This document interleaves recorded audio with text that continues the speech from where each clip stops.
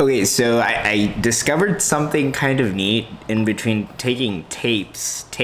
If you blow out the candle and then light the smoke, it ignites the candle. And I'm quite amazed by this. Here, I'll show you. Okay, so you see the smoke. It's not on. Hold on here. Boom. Did you see that? Y'all saw that. I hope you did. When it comes to making money, we often rush to the end of the process. We may recklessly make investments that may be short or long term in order to just make some extra cash. However, it's best to focus on what we can immediately invest in and see a return in our daily lives. And if you have no idea on how to generate extra income or just don't have enough time for it, here are some things that you can invest in today and help make you some extra cash. Hi, I'm Naveed Haque. I'm a technical solutions engineer at IBM by day and at night a YouTuber who speaks on personal finance, tech, and other ways to be more productive and fulfilling in life, specifically from my perspective. And lastly, this is not financial advice. Let's play through 5 things you can change or do right now and calculate the total amount you can save going through these changes or adaptations that you can do in your daily lives. And we're gonna base this all off on national averages on calculating these numbers. So without further ado, number 1, water bottles. Water bottles are everywhere and plenty, and it is sadly a waste of money unless it's your last option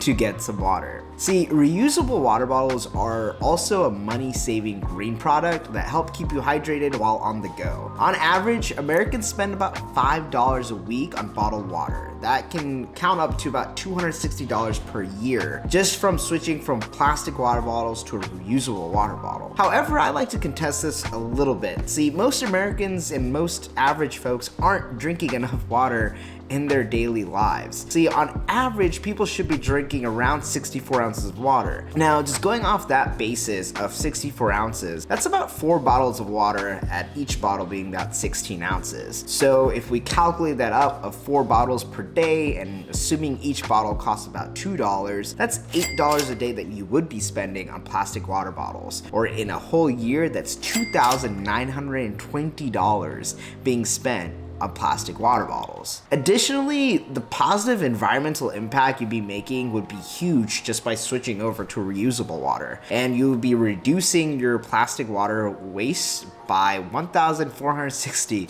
plastic bottles. That's huge. Now, that may not seem like a huge number to you, though for me it is, but let's multiply this a little bit more. On average, my videos get about 60 views. If 10% of my viewers decide to implement this lifestyle change alone, collectively, you would save about $17,520 and 8,760 plastic bottles. That's an immense amount of impact for a very few amount of people who decide to implement it. So, reusable water bottle, invest while you can to get ahead.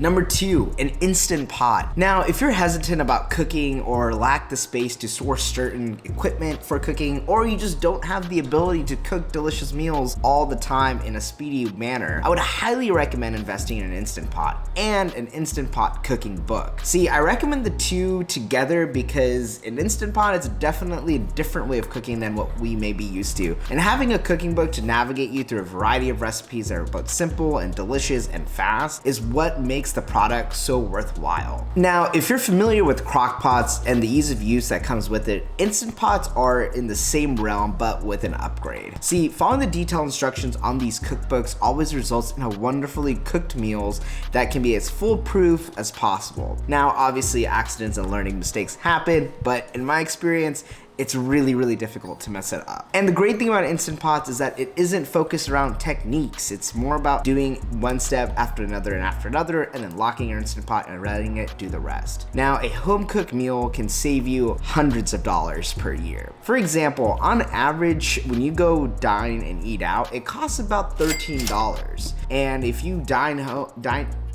in at home, it costs around $4 per meal. That can save you about $9 per meal. So by the end of the year, assuming you eat 3 meals a day at home and only reserve eating out only 2 times a week, you'll save about $11,000 at 115, which is a lot of money.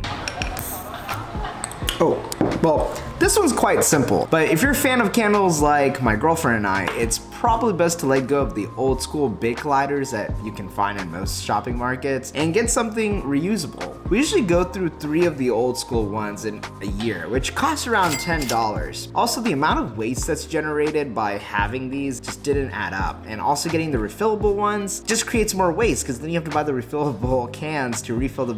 It just didn't make sense. By investing in this rechargeable lighter, we're able to light without having to repurchase or wasting, and it has a neat little battery indicator, so when it's out, all you have to do is just plug it in and, well, then you're good to go. Number 4, a reliable used car. See, if you buy a car that is at least more than ideally 5 years or older, you'll save a substantial money on the purchase of your vehicle. See, like, for example, $30,000 car, generally after 5 years, is probably gonna be valued around 12 or 13,000. That's more of like your Toyotas, your Hondas. And even for luxury cars that are very reliable, like for example my Lexus, which is a 2016 Lexus that I purchased end of last year, I purchased for $19,500. And this car had about 60,000 miles on it. And if I were to buy this MSRP, well, let me find out. Got the handy dandy guidebook. Everything on it, this car would have cost $42,374. You can save a lot of money by buying a used car, and an older car is perfectly fine. You can save so much, it's insane. And if it has less miles on it, even better for you. My previous car, for example, was a Mazda Miata. Now, it was an older car. It was 2006 was the model, and then when I had purchased it, it was 2016 at the time. So I was relatively following the rule somewhat, but it did have some of its errors because I purchased that car with higher amount of miles on it. It was closer to the 100,000 mark. And I did end up putting about 80,000 on it, but by the time I let go, I was spending about $1,500 a month fixing the car every 3 to 4 months. So it got pretty costly, and it made sense for me to buy this. And I haven't spent anything on this car to get fixed, minus the monthly payments that I'm doing. I'll also share with you on screen some of the cars that depreciate the least. And it's with no surprise that some of the best ones are going to be your Toyotas and your Nissans and your Hondas. But specifically in this case, it's majority are Toyotas. So if you want something that's reliable and doesn't depreciate a lot so you can sell it for a better price down the road, Toyota may be the way to go. I'll also share with you the cars that depreciate the most, and without any surprise, they're gonna be more of your luxury vehicles. With that said, let's assume you purchase a 5-year-old used car and you walk away with about a savings of $17,470. That can add up.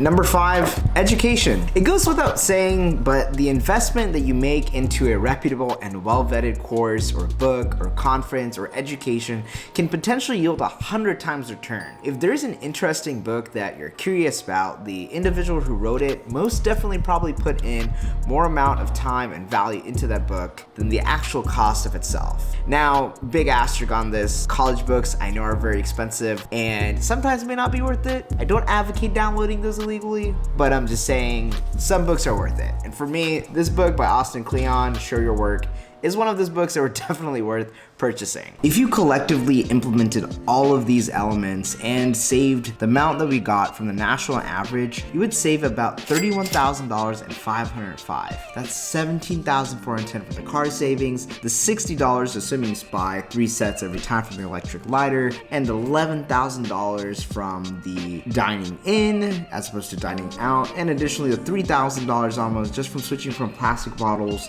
to a water bottle. That is an immense amount of savings. That's enough for you to buy a car, to put a down payment on a home, or to just invest that money anywhere you like to invest it into. So it can be seen that you can make a lot of money just by making small changes in your day or a different mindset when making a big purchase. With that, I hope you enjoyed this video about sharing 5 tips on ways that you can invest your money in a very short and simple manner to pay it forward for your future self. Saving money is as good as making money, and I really want people to understand and take that home, because I think oftentimes we focus more on getting and not so much about shedding weight and ways that we can make our financial income generate itself by just making some quick changes in our day-to-day lives. I hope you enjoyed this video.